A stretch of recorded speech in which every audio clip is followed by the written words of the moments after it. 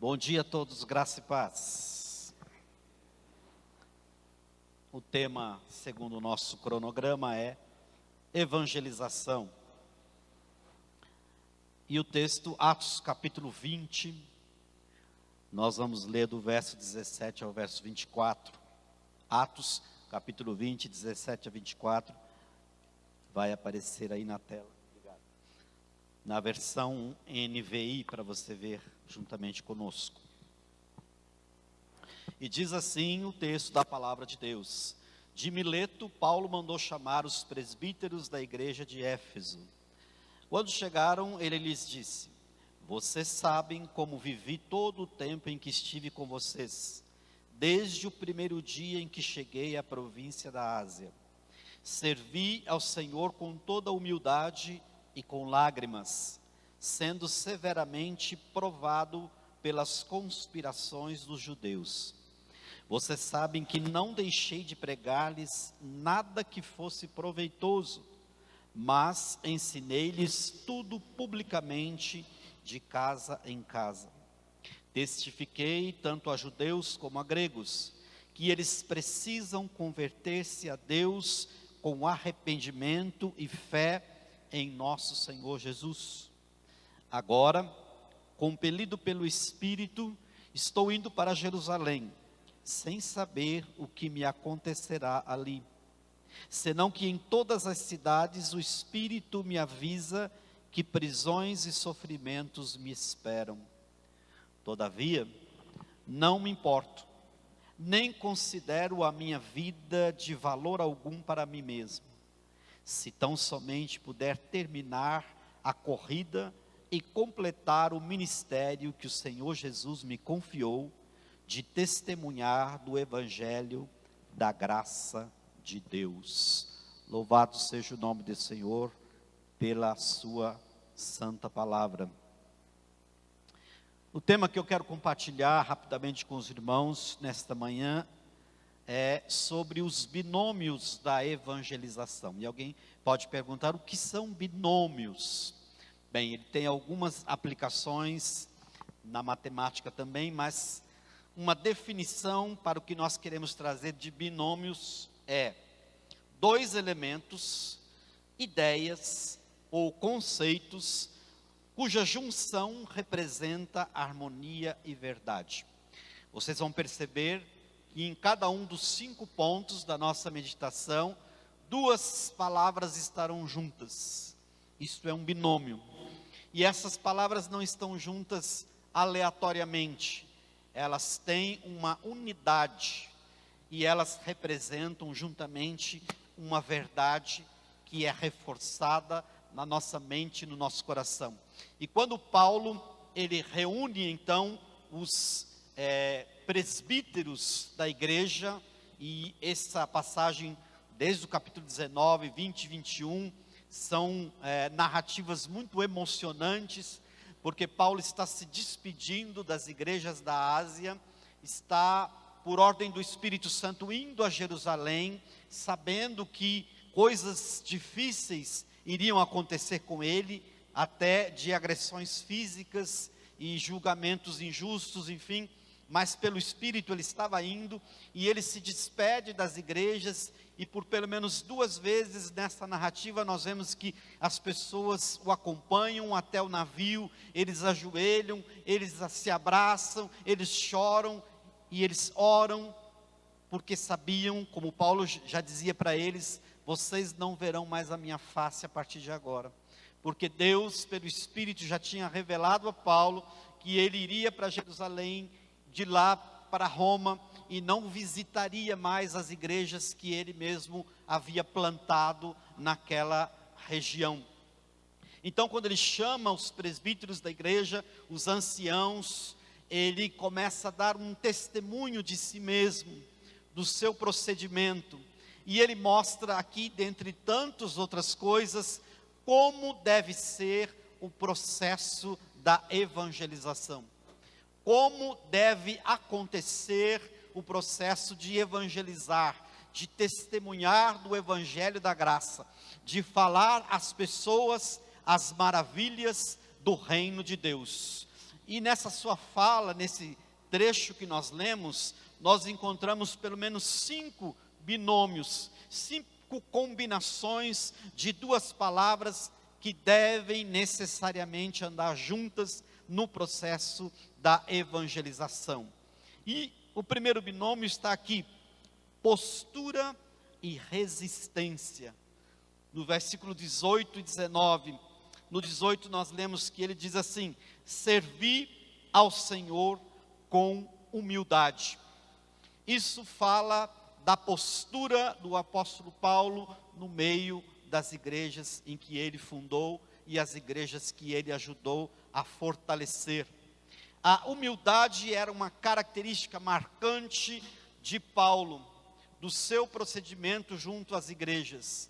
Por vários momentos ele diz que ele deixou para trás toda a sua sabedoria, que ele deixou para trás em segundo plano o conhecimento que ele havia adquirido, o fato de ele ser poliglota, o fato de ele ter estudado na melhor escola teológica da época entre os judeus, que era a escola de Gamaliel, o fato de ele ser um cidadão romano, que era como se ele tivesse o passaporte americano na época. Tudo isso ele muitas vezes deixava em segundo plano para que a sua pessoa desaparecesse e que Jesus Cristo fosse o personagem principal da sua fala. Por isso, a sua postura era de humildade. Quando nós lemos o procedimento e a postura dos apóstolos no livro de Atos e comparamos com os pseudo-apóstolos ou os auto-intitulados apóstolos de hoje, nós vemos que o procedimento destes fica muito a dever com o procedimento daqueles. Paulo tinha essa postura de humildade. Ele diz em outro lugar: eu poderia receber de vocês, da igreja, algum sustento, mas eu não quis ser pesado para vocês, então eu trabalhava, eu tinha o meu trabalho secular, para que a igreja não precisasse me sustentar, para que eu não fosse pesado para ninguém. Então ele se dedicava diuturnamente à pregação da palavra, mas ele também trabalhava secularmente para se sustentar, para não ser pesado para as igrejas. Muitas vezes o que vemos hoje são homens e mulheres filiados às igrejas, que tomam de assalto as igrejas, que tomam de assalto os púlpitos das igrejas, que querem ser sustentados de maneira nababesca, que querem os luxos, tudo aquilo que esse mundo pode providenciar, tudo isso em nome de um suposto título apostólico. Mas não é assim que os apóstolos de Atos ensinam. Eles faziam com toda a humildade, e isto é a postura do apóstolo Paulo. E o termo que complementa esse primeiro binômio é resistência. Ele diz assim no 19: com lágrimas, sendo severamente provado pelas conspirações dos judeus. Desde o momento que o apóstolo Paulo, na sua conversão, começou a pregar a Jesus Cristo, ele sofreu forte resistência por causa dos judeus. Ele mesmo, sendo judeu, sofreu perseguições. Muitas vezes tentaram matá-lo, muitas vezes eles cercavam a cidade, apedrejado ele foi, muitas vezes chicoteado, foi preso, mas ele tinha o binômio da postura e da resistência. Ele era firme no seu propósito, ele sabia para o que ele tinha sido chamado.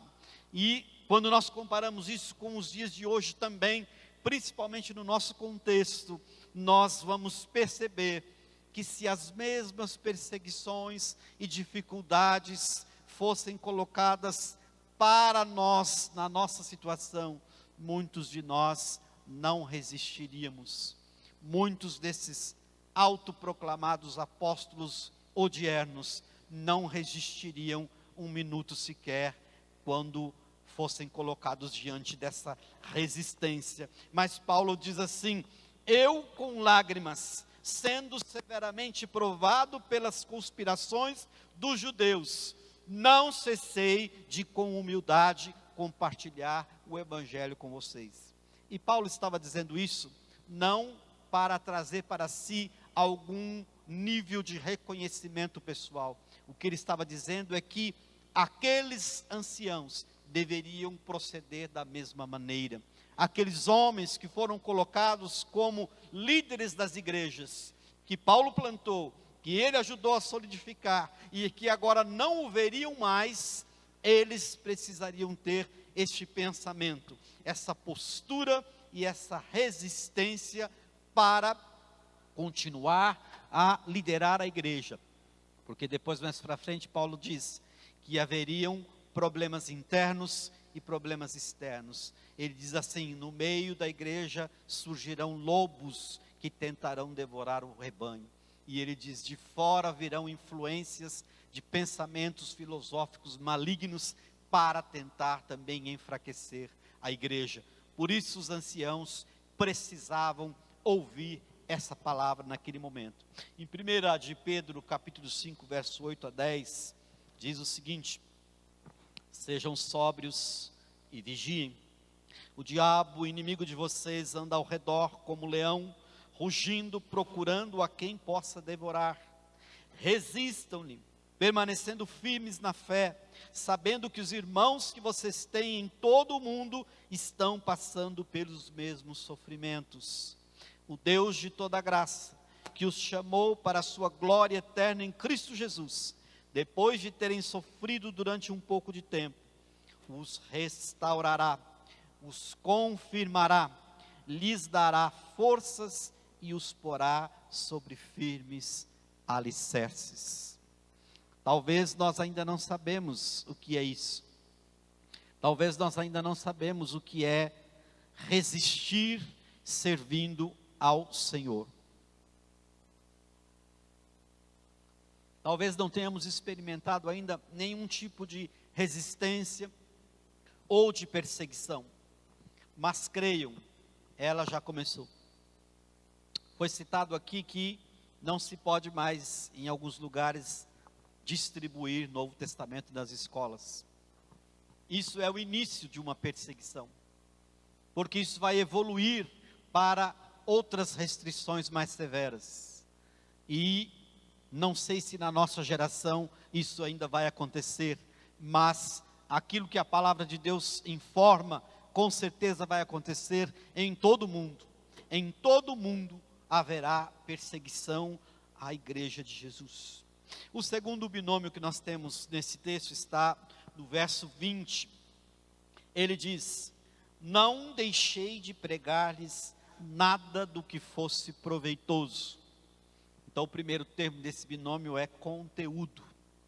E o segundo, ele diz que evangelizava, anunciava a palavra de Deus publicamente e também de casa em casa. E esse termo do binômio é abrangência.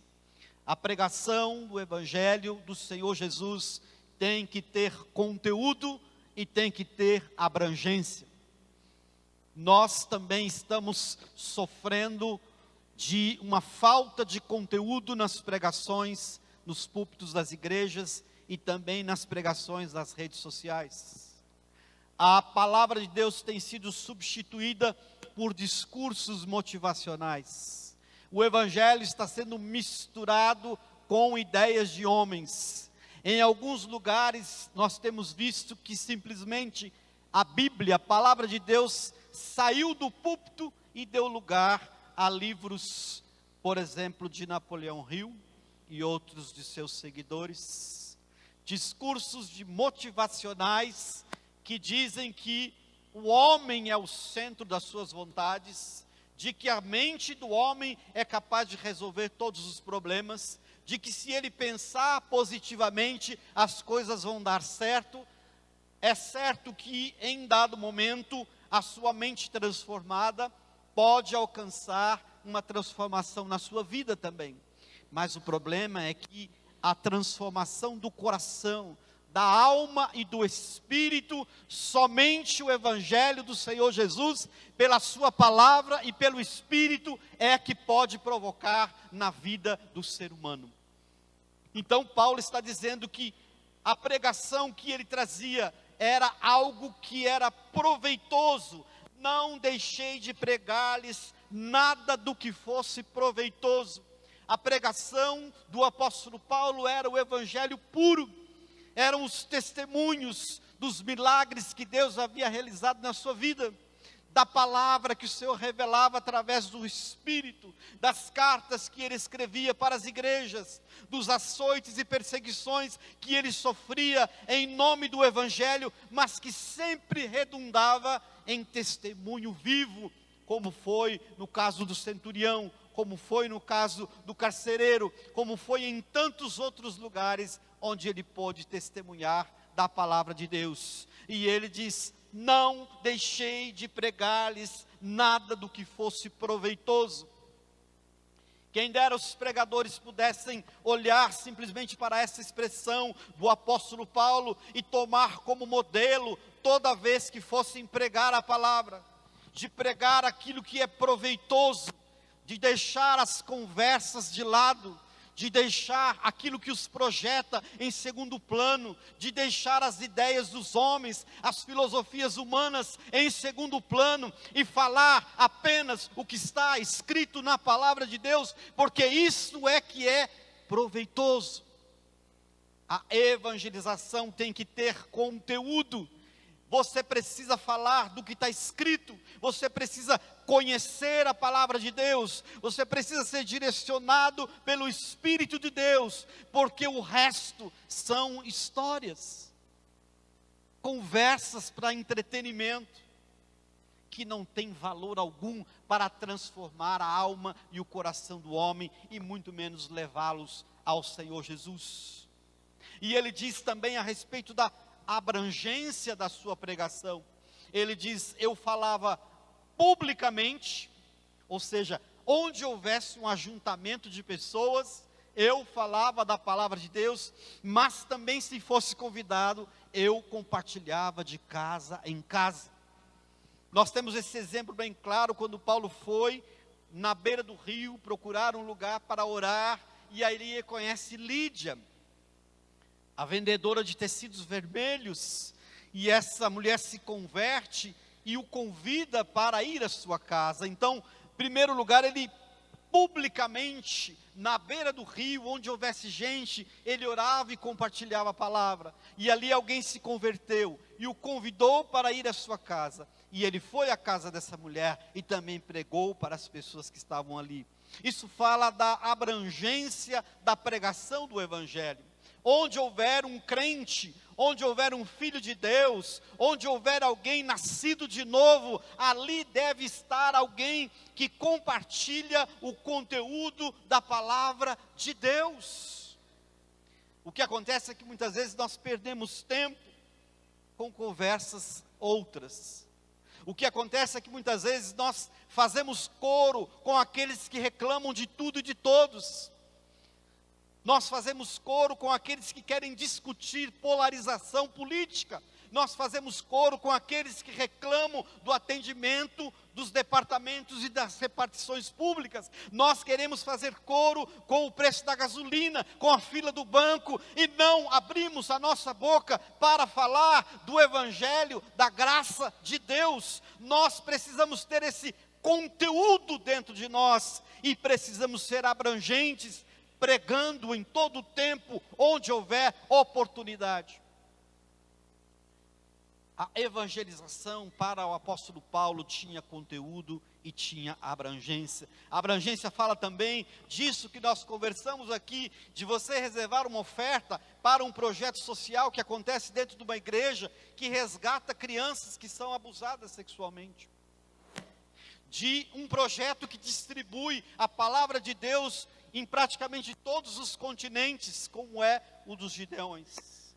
De sustentar os missionários que nós temos em praticamente todos os continentes. Isso também é a abrangência da pregação da palavra de Deus. Em 1 Coríntios 2, de 1 a 5, Paulo diz: eu mesmo, irmãos, quando estive entre vocês, não fui com discurso eloquente, nem com muita sabedoria, para lhes proclamar o mistério de Deus. Pois decidi nada saber entre vocês, a não ser Jesus Cristo e este crucificado. E foi com fraqueza, temor e com muito tremor que estive entre vocês. Minha mensagem e a minha pregação não consistiram de palavras persuasivas de sabedoria humana, mas consistiram de demonstração do poder do Espírito, para que a fé que vocês têm não se baseasse na sabedoria humana, mas no poder de Deus. Para algumas pessoas, para alguns pregadores que nós temos visto, talvez fosse necessário mandar esses 2 versículos para eles e dizer: olha, vai até a sua biblioteca e jogue tudo fora e fique somente com a Bíblia, porque ela tem sido esquecida. O próprio apóstolo Paulo está dizendo aqui, não é que ele não tinha sabedoria humana, não é que ele não tinha uma eloquência como orador, não é que ele não tinha a capacidade de empolgar e até emocionar uma plateia, mas ele disse: quando eu fui ter com vocês, o meu discurso não era eloquente, o meu discurso não se baseava nas técnicas de mobilização da massa, o meu discurso não se baseava em fazer as pessoas ficarem emocionadas, mas não transformadas. O meu discurso era de demonstração de sabedoria em Deus, de testemunho e de poder no Espírito Santo. Precisamos voltar às raízes do Evangelho puro. Precisamos voltar ao discurso afinado com a palavra de Deus e vindo do Espírito. Precisamos pregar o que a palavra diz e não o que as pessoas querem ouvir. Precisamos confrontar o nosso pecado que está sempre diante de nós e parar com essas mensagens que apenas massageiam o ego das pessoas. O discurso de Paulo tinha conteúdo e tinha abrangência. A sua palavra era firme e ele dizia exatamente aquilo que o Senhor mandava dizer. O terceiro binômio vai falar de alvo e mensagem. Verso 21. Primeiro ele diz assim: testifiquei tanto a judeus como a gregos. Existe uma linha teológica nos dias de hoje que está praticamente endeusando os judeus e tudo que vem de Jerusalém. E alguns até pregam que o judeu não precisa de Jesus. Só por ele ser judeu, ele está automaticamente salvo. Mas não é isso que a Bíblia diz.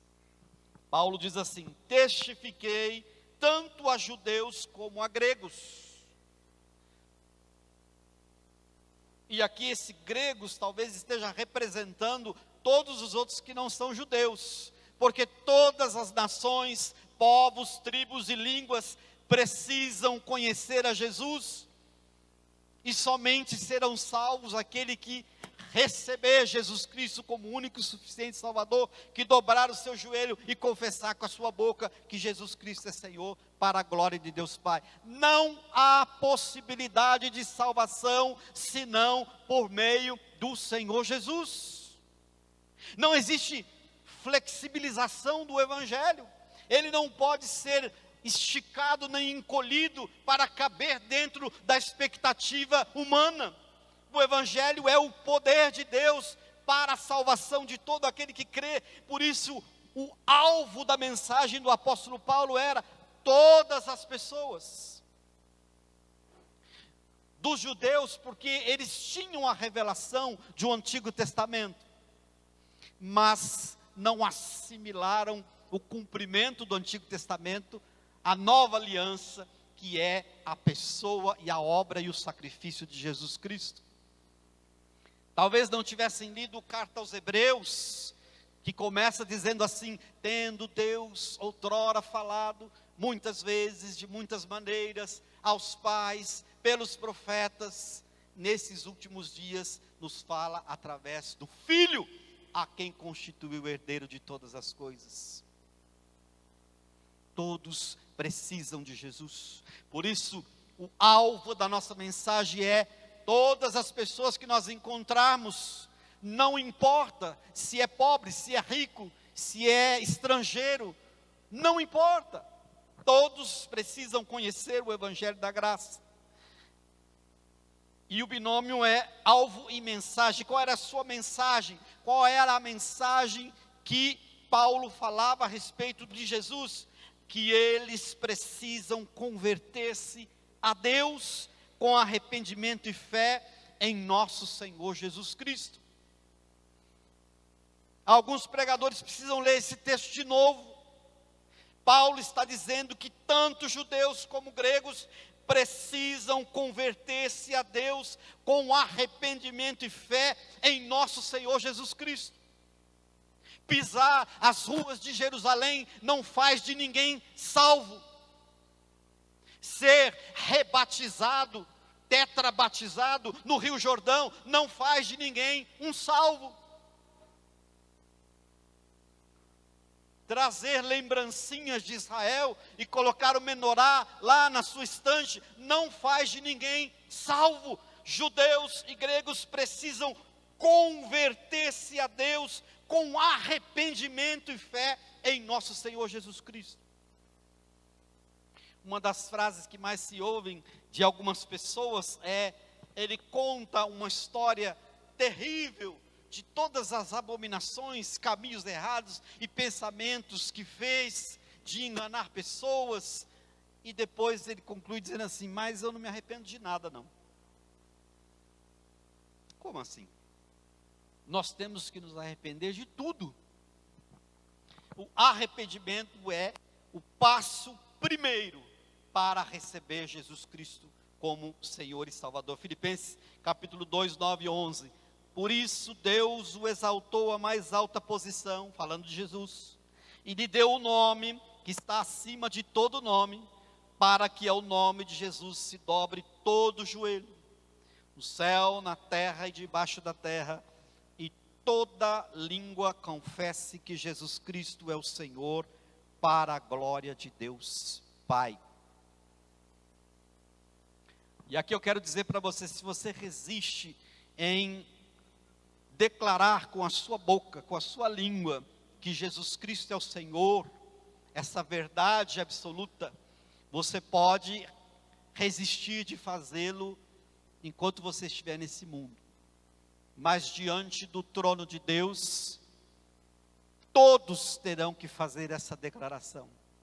Mas vai ser tarde para alguns, porque eles já estarão irremediavelmente condenados à morte eterna, que é o distanciamento eterno de Deus.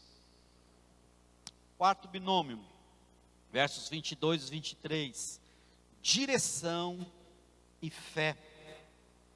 Ele diz: agora, compelido pelo Espírito, estou indo para Jerusalém. Jerusalém não era o alvo preferido de Paulo naquele momento. Não estava nos planos do apóstolo Paulo ir a Jerusalém naquele momento. Também não foi do agrado dos seus companheiros quando ficaram sabendo, porque muitos deles tentaram dissuadi-lo, porque sabia que se ele voltasse para lá, ele seria perseguido, açoitado e talvez até morto. Porque a perseguição a Paulo, principalmente em Jerusalém, era algo indescritível. Até um profeta chamado Ágabo pegou o cinto de Paulo e atou as suas mãos e seus pés e disse assim, pelo Espírito: o dono desse cinto será perseguido e açoitado em Jerusalém. Mas essa profecia não veio para que ele não fosse para lá. Era para saber que era Deus quem estava falando. E Deus também já havia revelado ao próprio apóstolo Paulo. Por isso, quando nós recebemos uma direção de Deus, E essa direção, via de regra, é diferente da direção que nós tínhamos planejado para a nossa vida. Nós precisamos fazer uma escolha. Você tem uma escolha a fazer nessa manhã. Você que está aqui, você que está assistindo pela internet. A direção que Deus está propondo para você pode ser muito diferente daquela que você sonhou, que o seu coração deseja, que você projetou para a sua vida, mas a advertência da palavra de Deus nesta manhã é: vá na direção que Deus está te mostrando, porque o coração do homem é enganoso e cruel. Não caia na cilada de Satanás, que pulveriza na sociedade aquele ditado, né? Siga o seu coração. Não é isso que a Bíblia diz. A Bíblia diz que o coração do homem é enganoso. Se você seguir o seu coração, você estará perdido. E junto com direção à fé, ele diz assim: sem saber o que me acontecerá ali em Jerusalém, senão que em todas as cidades o Espírito Santo me avisa que prisões e sofrimentos me esperam. Qualquer pessoa em sã consciência, sem a consciência de Cristo, evitaria essa direção. Ninguém vai em direção à catástrofe, ninguém vai em direção ao perigo, à perseguição, ninguém vai em direção à injustiça. Mas quando é a palavra de Deus que está mandando, quando é o Espírito que está revelando, quando é Deus que está falando pela sua palavra, pelo pregador, você simplesmente vai. E é isso que Paulo está dizendo: o Espírito Santo me revelou que em cada cidade vai haver prisão, sofrimento, perseguição, porque os judeus odeiam a Jesus Cristo, e o caminho, e os cristãos, e a igreja. Mas ele me disse que haveria todas essas coisas, não para que eu não fosse para lá. Ele disse que haveria essas coisas, mas eu deveria ir exatamente para lá, porque há um propósito. Há um plano de Deus para que Paulo estivesse em Jerusalém. Coisas iriam acontecer, todas as coisas cooperam para o bem daqueles que amam a Deus, dos que são chamados pelo seu decreto.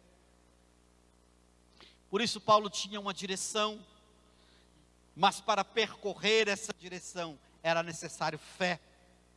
Muitas vezes o caminho que Deus nos aponta não é o mais aprazível. O caminho do arrependimento, o caminho da salvação, o caminho de adequar-se à palavra de Deus, não é o melhor do ponto de vista humano. Não é agradável, não é cheio de alegrias, muitas vezes há doença, não há prosperidade, todas essas coisas são seculares. O caminho que Deus nos aponta pode ser de espinhos, de pedras, de dificuldades, de obstáculos, mas se Ele disse que este é o caminho, você precisa seguir nessa direção com fé. O salmista diz: ainda que eu ande pelo vale da sombra da morte, tu estarás comigo. Veja o que diz Filipenses capítulo 3, 13 e 14. Irmãos, Paulo também dizendo: não penso que eu mesmo já tenha alcançado, mas uma coisa faço, esquecendo-me das coisas que ficaram para trás e avançando para as que estão adiante de mim, prossigo para o alvo, a fim de ganhar o prêmio do chamado celestial de Deus em Cristo Jesus. A evangelização tem direção, mas para seguir na direção que Deus aponta, é preciso ter fé. Sem fé, é impossível agradar a Deus. Quinto e último binômio, verso 24. Abnegação e obediência. Ele diz: todavia não me importo, nem considero a minha vida de valor algum para mim mesmo. Isto é abnegação. É privar-se de algo que você talvez entendesse que fosse o seu direito. É negar-se a si mesmo. A abnegação é ir contra todos os argumentos lógicos e racionais para obedecer uma ordem clara de Deus, que aos olhos seus e de todas as pessoas é loucura. Mas é isso que o apóstolo Paulo diz a respeito do Evangelho. O Evangelho de Jesus é loucura, é escândalo. Quantas vezes você foi tido como louco? Por deixar de dormir até mais tarde, num domingo de manhã, para vir à igreja. Por deixar de aproveitar um dia lindo como esse, nos parques, na praia, no shopping, para estar aqui na igreja. Racionalmente, isso é coisa de louco.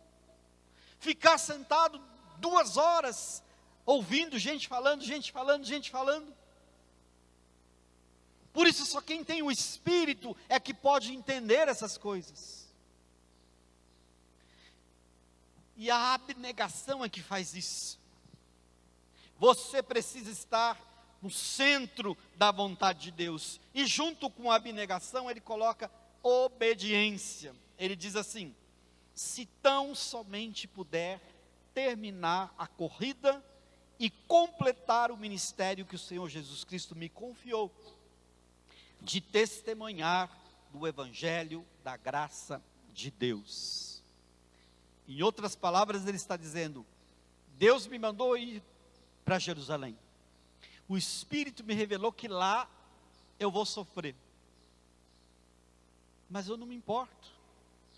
Isso é abnegação. Eu não me importo, nem considero a minha vida de valor. Contanto, tão somente se eu puder terminar a corrida e completar o ministério que o Senhor Jesus confiou.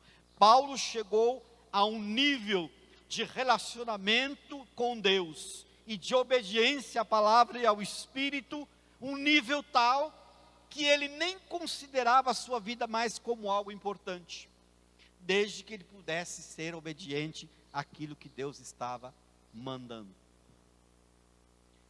É muito diferente quando nós ouvimos coisas do tipo: eu não vou à igreja porque o domingo de manhã é o meu dia de descansar. Parece meio distante disso que Paulo está dizendo, né? Ele diz assim: eu não me importo, eu nem considero a minha vida de valor para mim mesmo, contanto que eu tenha que completar o ministério que Deus me confiou. Tem um trecho na Bíblia que diz assim: se você se cansa correndo com os que vão a pé, como que vai ficar se você quiser correr com os que vão a cavalo?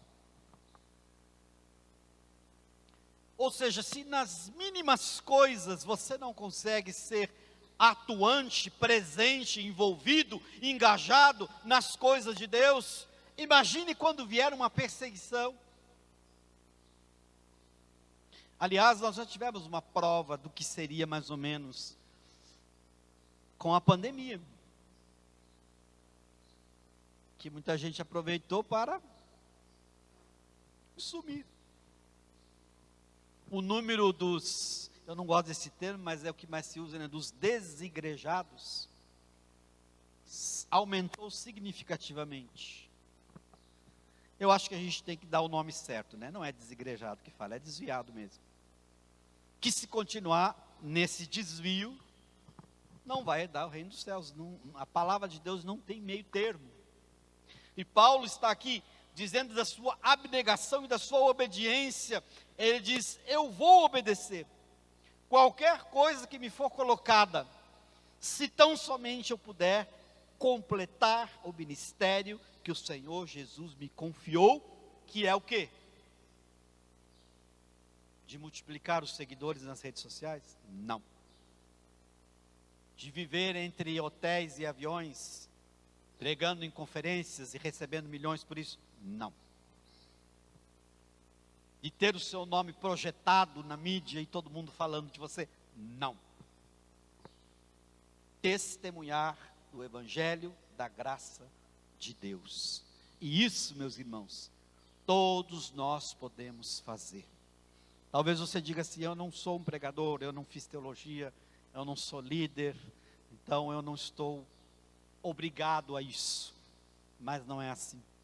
Quando ele diz testemunhar, é você contar para as pessoas o que Jesus fez na sua vida.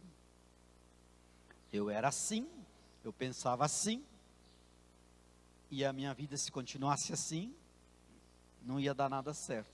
Conheci Jesus, me arrependi dos meus pecados, e Ele, por seu sacrifício, me salvou, e agora eu testemunho dele para as pessoas, e estou aguardando Ele voltar para me levar para morar nos céus. Simples assim.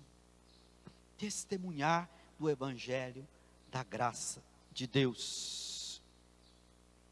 Romanos capítulo 15, 18 e 19 diz assim: não me atrevo a falar de nada, exceto daquilo que Cristo realizou por meu intermédio, em palavra e em ação, a fim de levar os gentios a obedecerem a Deus. Pelo poder de sinais e maravilhas e por meio do poder do Espírito de Deus. Assim, desde Jerusalém e arredores até o Ilírico, proclamei plenamente o Evangelho de Cristo. Paulo, ao mesmo tempo, simplifica e complica, porque ele diz no início que ele não se atrevia a falar de outro assunto, mesmo que ele dominasse esse assunto, mas o assunto de Paulo era falar daquilo que Cristo realizara por seu intermédio, em palavra e em ações. Essas coisas precisam andar juntas, porque se você fala e não pratica, você está sendo hipócrita. Até aqui tudo bem, mas aí Paulo, ao mesmo tempo que simplifica, ele complica, ele diz: pelo poder de sinais e maravilhas e por meio do poder do Espírito de Deus. Ou seja, os milagres, as intervenções sobrenaturais de Deus devem acompanhar todos aqueles que creem. E sabe qual é o maior milagre que Deus pode realizar hoje? É pegar um coração totalmente endurecido e contrário às coisas de Deus e transformá-lo num servo obediente ao Evangelho do Senhor Jesus Cristo e à sua palavra. O maior milagre que Deus pode realizar é a conversão de uma alma, de uma pessoa. As outras coisas são bênçãos de Deus nas nossas vidas. As curas, o restabelecimento relacional, uma prosperidade financeira talvez, mas nada substitui a transformação de uma alma que entende que Jesus Cristo é o único caminho, a única verdade e a vida. A evangelização não é somente um ato. Eu lembro quando eu me converti, as igrejas faziam muito culto de evangelização nas ruas, nas praças. E o entendimento que a gente tinha era que a evangelização era um ato, um evento, um ponto no tempo e no espaço da nossa história. Mas não, a evangelização é uma postura de vida e um processo que acontece o tempo todo na vida e no coração daquele que recebeu Jesus Cristo como Senhor e Salvador. E ela deve então aí para recordar, combinar esses binômios, porque essas coisas não podem acontecer separadamente. É necessário postura e resistência. É necessário conteúdo e abrangência. É necessário um alvo e uma mensagem. É necessário direção e fé para seguir nessa direção. É necessário abnegação e obediência. E com relação a essas coisas, o Senhor não negocia. Não há como negociar essas coisas. Não há como você olhar e escolher aquilo que mais te agrada, ou de você pensar uma dessas palavras e ter como verdade absoluta na sua vida. Essas coisas andam juntas, fazem parte do kit, do pacote. Ou você quer, ou você não quer. Precisamos pensar a respeito dessas coisas. Estamos vivendo tempos difíceis, onde a igreja sofre ataques tanto de fora quanto de dentro dela mesma. E nós precisamos conhecer a palavra de Deus, precisamos da orientação do Espírito, precisamos olhar para dentro de nós e ver se estamos encontrando os binômios da evangelização, para que possamos então compreender o Evangelho de Jesus, e mais que isso, completar a missão que Ele nos deu, de anunciar esse Evangelho a todas as pessoas. A decisão de receber ou não, não é nossa responsabilidade. Nós jogamos sementes, nós semeamos, e é Deus quem dá o crescimento. Fique em pé, vamos orar, agradecendo ao Senhor e pedindo a Ele misericórdia sobre nossas vidas.